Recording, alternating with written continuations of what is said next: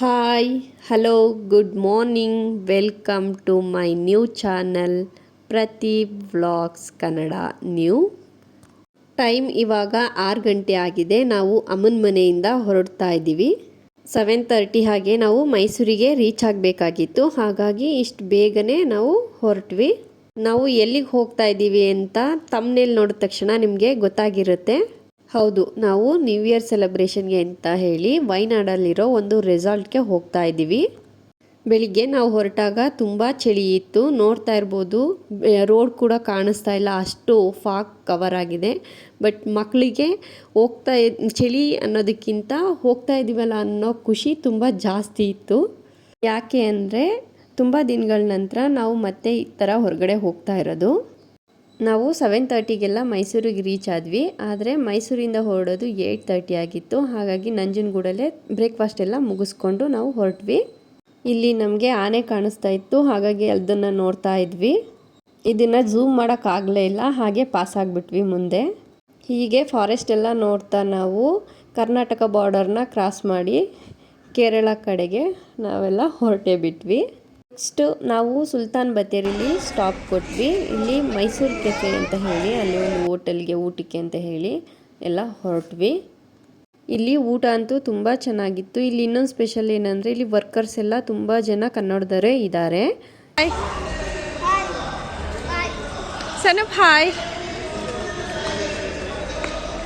Next ನಾವು ಇಲ್ಲಿಂದ ಊಟ ಮುಗಿಸಿ ಹೊರಟಿದ್ದು ರೆಸಾರ್ಟ್ ಕಡೆಗೆ. ಫೈನಲಿ ನಾವು ರೆಸಾರ್ಟ್ಗೆ ಬಂದ್ವಿ. ಇದೇ ಕಾಫಿ ಗ್ರೀನ್ ರೆಸಾರ್ಟ್ ವೈನಾಡ್. ನಮಗೆ 2 o'clock ಚೆಕ್-ಇನ್ ಇದ್ದಿದ್ದರಿಂದ ಒಂದು 10 minutes ಬೇಗ ರೀಚ್ ಆದ್ವಿ ಅಷ್ಟೇ. ಇಲ್ಲಿ ಬಂದ ತಕ್ಷಣ ನನ್ನ ಮಕ್ಕಳೆಲ್ಲ ಎಲ್ಲ ಕಡೆ ಓಡಾಡ್ತಾ ಇದ್ದಾರೆ ನೋಡಿ. ಇದು ಸ್ವಿಮ್ಮಿಂಗ್ ಪೂಲ್ ಏರಿಯಾ. ಈ ಕಡೆ ಸೈಡ್ ಬಂದರೆ ಕಿಡ್ಸ್ ಪ್ಲೇ ಏರಿಯಾ.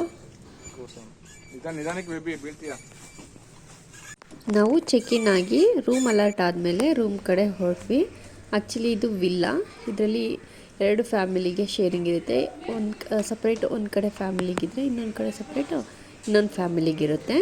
ನಾವು 6 ಫ್ಯಾಮಿಲಿ ಹೋಗಿದ್ರಿಂದ 3 ವಿಲ್ಲಾಗಳನ್ನ ಬುಕ್ ಮಾಡ್ಕೊಂಡಿದ್ವಿ. ಬನ್ನಿ ರೂಮ್ ಹೇಗಿದೆ ಅಂತ ನೋಡೋಣ. ಇಲ್ಲೊಂದು ಸೋಫಾ ಇದೆ, ಹಾಗೆ ಈ ಕಡೆ ಬಂದರೆ ಇಲ್ಲೂ ಒಂದು ಸಿಂಗಲ್ ಸೋಫಾ ಚೇರ್ ಇದೆ. ಇಲ್ಲಿ ಇವ್ರು ಮಾಡಿರೋಂಥ ಲ್ಯಾಂಪ್ಗಳ ಅರೇಂಜ್ಮೆಂಟ್ ಅಂತೂ ತುಂಬ ಚೆನ್ನಾಗಿತ್ತು. ಇನ್ನು ಬೆಡ್ಡು, ನನ್ನ ಮಗ ಬಂದು ಜಂಪಿಂಗ್ ಎಲ್ಲ ಮಾಡಿ ಬೆಡ್ ಟ್ರಯಲ್ ನೋಡಿ ಆಗೇ ಹೋಯಿತು. ಈ ಸೈಡಲ್ಲಿ ಟಿ ವಿ ಇದೆ, ಹಾಗೆ ಈ ಸೈಡಲ್ಲಿ ಒಂದು ಲ್ಯಾಂಡ್ಲೈನ್ ಕೂಡ ಇಟ್ಟಿದ್ದಾರೆ. ನೆಕ್ಸ್ಟ್ ಬಂದು ವಾಶ್ರೂಮ್. ನಾವು ಎಲ್ಲಾದರೂ ಹೊರಗಡೆ ಹೋದರೆ ಫಸ್ಟ್ ನೋಡೋದೇ ವಾಶ್ರೂಮ್ ಹೇಗಿದೆ, ಕ್ಲೀನಾಗಿದೆಯಾ ಇಲ್ವಾ ಅಂತ ಹೇಳಿ. ಬಿಸಿ ನೀರಿಗೆ ಕರೆಂಟ್ ಗೀಸರ್ ಕೂಡ ಹಾಕಿದ್ದಾರೆ. ಇನ್ನು ಈ ಸೈಡಲ್ಲಿ ಒಂದು ಮಿರರ್ ಇದೆ. Shampoo, conditioner, paste, brush, towel, ಹಾಗೆ ಹೇರ್ ಡ್ರೈಯರು ಇದೆಲ್ಲ ಇಟ್ಟಿದ್ದಾರೆ. ವಾಶ್ರೂಮ್ ಕೂಡ ಚೆನ್ನಾಗಿದೆ. ಸ್ಟಾರ್ಟಿಂಗ್ ಇದನ್ನು ನೋಡಿದ್ವಿ. ಡ್ರೆಸ್ಸಿಂಗ್ ಮಿರರು ಮತ್ತು ವಿತ್ ಕಬೋರ್ಡ್ ಕೂಡ ಇದೆ. ಇದೇನಾದ್ರು ಥಿಂಗ್ಸ್ ಇದ್ದರೆ ಇಟ್ಕೊಳ್ಳೋಕ್ಕೆ. ಇನ್ನು ಇದು ಬಂದು ಬಾಲ್ಕನಿ. ವ್ಯೂಸ್ ನೋಡಿ ಎಷ್ಟು ಚೆನ್ನಾಗಿ ಕಾಣಿಸ್ತಿದೆ. ಒಂದು ಗ್ರೀನರಿ ಎಲ್ಲ ಫೋಟೋಗೆಲ್ಲ ತುಂಬ ಚೆನ್ನಾಗಿ ಕಾಣಿಸ್ತಿತ್ತು. Full green. ನಾವು ರೂಮಿಂದ ನೆಕ್ಸ್ಟ್ ಫ್ರೆಶ್ ಅಪ್ ಆಗಿ ಹೊರಟಿದ್ದು ಸ್ವಿಮ್ಮಿಂಗ್ ಪೂಲ್ಗೆ.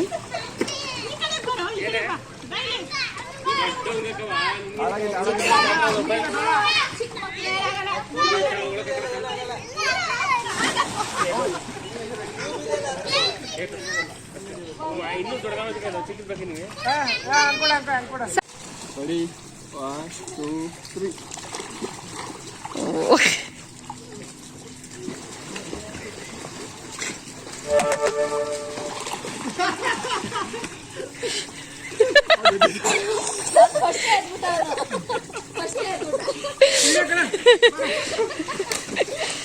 ಸ್ವಿಮ್ಮಿಂಗ್ ಪೂಲ್ ಅಂತೂ ನಾವೆಲ್ಲರೂ ತುಂಬ ಎಂಜಾಯ್ ಮಾಡಿದ್ವಿ.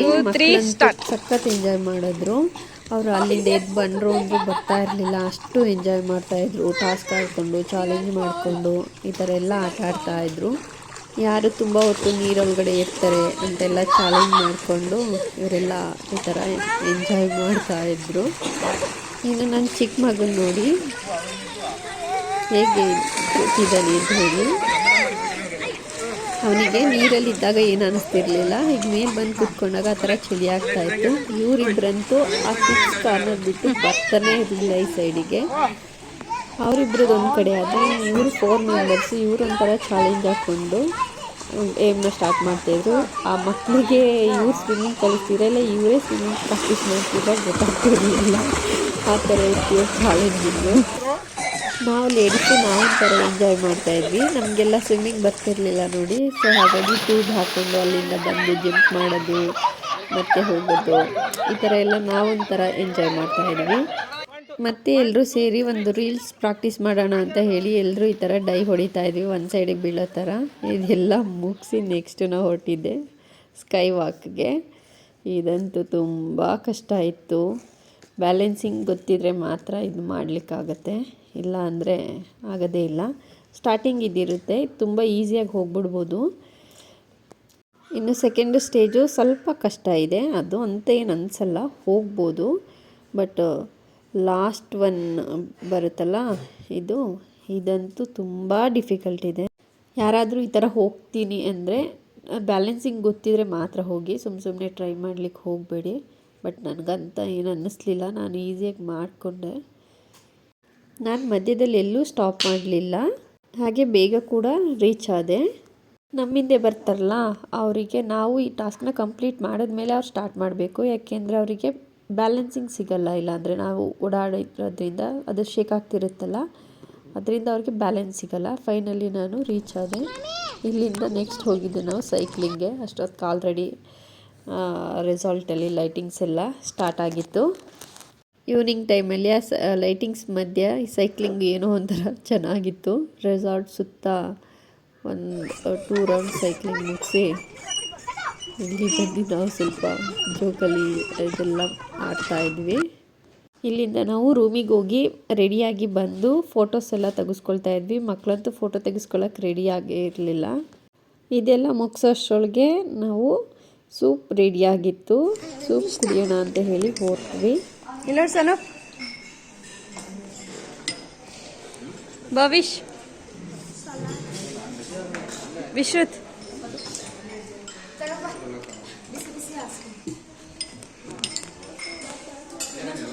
ಈ ಚಳಿಗೆ ಸೂಪೆಲ್ಲ ಕುಡಿದು ಬಂದು ಅಪ್ಪ ಮಗ ಶಟಲ್ ಕಾಕ್ ಆಡ್ತಾ ಇದ್ದಾರೆ.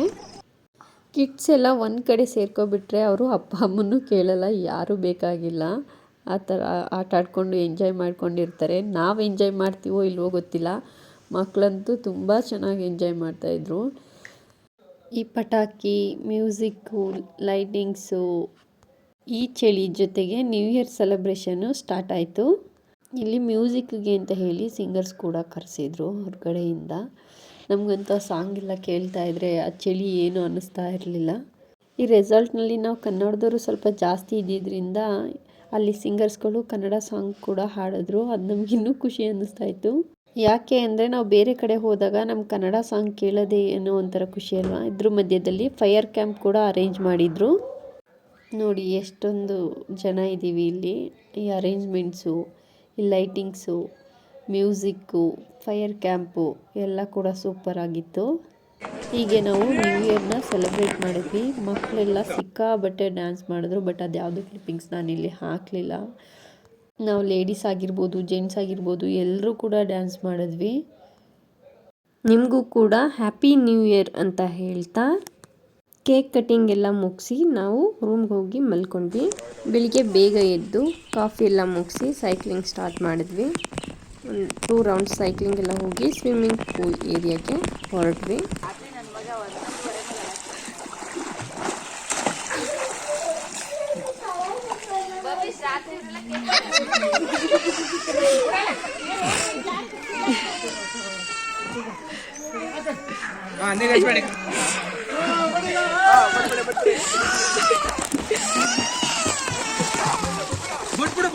ಬಿಟ್ಬಿಡಿ ಬಿಟ್ಬಿಡಿ.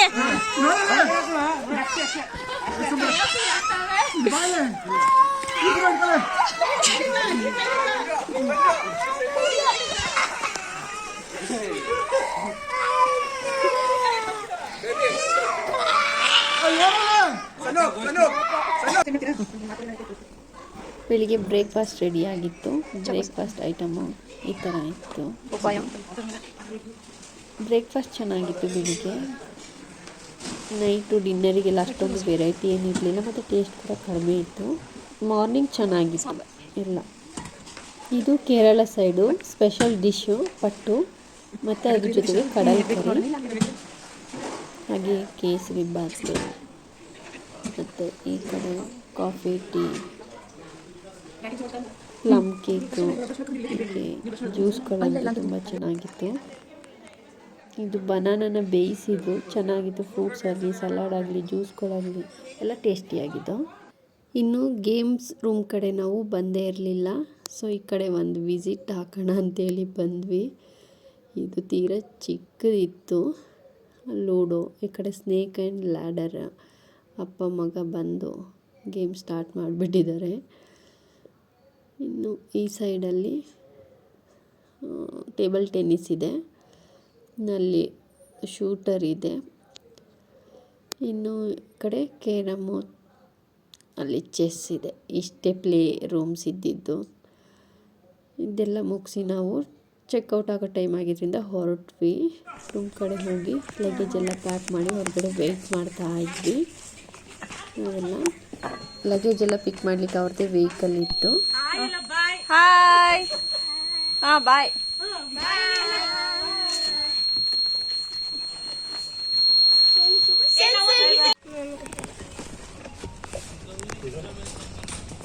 ಎಲ್ಲರೂ ಸೇರಿ ರೆಸಾರ್ಟಲ್ಲಿ ಒಂದು ಫೋಟೋಸ್ ತಗೊಂಡ್ವಿ. ರೆಸಾರ್ಟಿಂದ ನಾವೆಲ್ಲ ಸೀದಾ ಹೊರಟು ಬಂದಿದ್ದು ಕರಾಪುಂಜ ಡ್ಯಾಮು. ಇದಿರೋದು ವಯನಾಡಲ್ಲೇ. ನಮಗಲ್ಲೇ ನಿಯರ್ ಇರೋದ್ರಿಂದ ನಾವು ಅಲ್ಲಿ ಒಂದ್ಸಲ ಹೋಗಿ ವಿಸಿಟ್ ಕೊಡೋಣ, ಹೋಗಿ ನೋಡ್ಕೊಬರೋಣ, ಹೇಗಿದ್ರು ಬಂದಿದ್ದೀವಲ್ಲ ಅಂತ ಹೇಳಿ ಬಂದ್ವಿ. ಇಲ್ಲೆಲ್ಲ ನಾವು ಒಬ್ರಿಗೋಸ್ಕರ ವೆಯ್ಟ್ ಮಾಡ್ತಾಯಿದ್ವಿ ಟಿಕೆಟ್ ತಗೊಂಡು. ಸೊ ಒಳಗಡೆ ಎಂಟ್ರಿ ಆದ್ವಿ. ನನ್ನ ಮಗನಿಗೆ ಬೈತಾ ಇದ್ದಾರೆ, ಅವನು ಹೋಗ್ತಾ ಇರುವಾಗ ಬಿದ್ದ ಅಂತ ಹೇಳಿ. ಇಲ್ಲಿಂದ ಒಂದು ಪಾಪದೊಂದು ಬರ್ಡೇ ಇತ್ತು. ಇಲ್ಲೇ ಕೇಕ್ ಕಟ್ಟಿಂಗ್ ಎಲ್ಲ ಮಾಡಿ ಬರ್ಡೇ ಸೆಲೆಬ್ರೇಷನ್ ಎಲ್ಲ ಮುಗಿಸ್ಕೊಂಡು ಒಂದು ರೌಂಡು ಎಲ್ಲ ಕರಾಪುಂಜ ಡ್ಯಾಮ್ನ ಒಳಗಡೆ ಹೋಗಿ ನೋಡೋಣ ಅಂತ ಹೇಳಿ ಎಲ್ಲ ಹೊರಟ್ವಿ. ಅಲ್ಲಂತೂ ತುಂಬ ಗೇಮ್ಸ್ ಇತ್ತು.